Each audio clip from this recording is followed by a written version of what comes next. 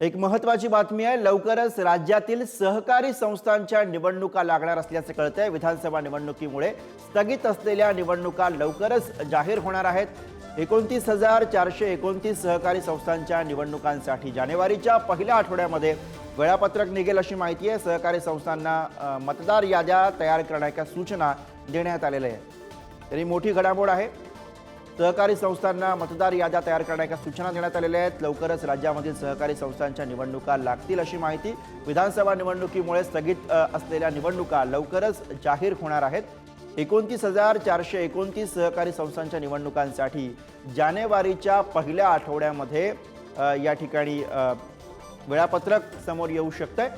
सहकारी संस्थांना मतदार याद्या तयार करण्याच्या सूचना सुद्धा देण्यात आलेल्या आहेत। आणि याच विषयी आपण अधिक बोलूया। बालाजी, निवडणुकांमुळे ज्या सहकार संस्थांच्या निवडणुका या स्थगित करण्यात आलेल्या होत्या विधानसभेनंतर, आता त्या निवडणुका जाहीर होतील, त्याचं वेळापत्रक प्रसिद्ध होईल अशी माहिती काय कळतंय? नक्कीच निवडणूक विधानसभा निवडणूक आचारसंहितेमुळे या सगळ्या निवडणुका ज्या आहेत त्या लांबणीवर पडलेल्या होत्या आणि येणाऱ्या स्थानिक स्वराज्य संस्थांच्या ज्या निवडणुका आहेत त्यामध्ये या सगळ्या सहकारी संस्थेची भूमिका जी आहे ती खूप महत्वाची आहे आणि त्यासाठी आता ह्या निवडणुका घेण्याची प्रक्रिया सुरू करण्यात आलेली आहे।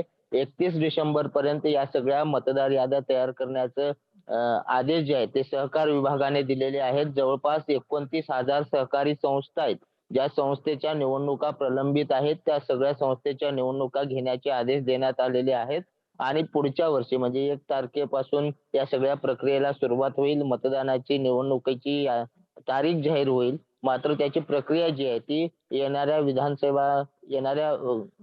स्थानिक स्वराज्य संस्थेमध्ये महत्वाची असल्याने ती प्रक्रिया सुरू करण्यात आलेली आहे। विधानसभा निवडणुकीमुळे सहकारातले जे कर्मचारी आहेत ते निवडणूक विभागाच्या कामाला लागल्याने ते निवडणुका प्रलंबित होत्या। गुरु, धन्यवाद बालाजी या सगळ्या सविस्तर माहितीसाठी।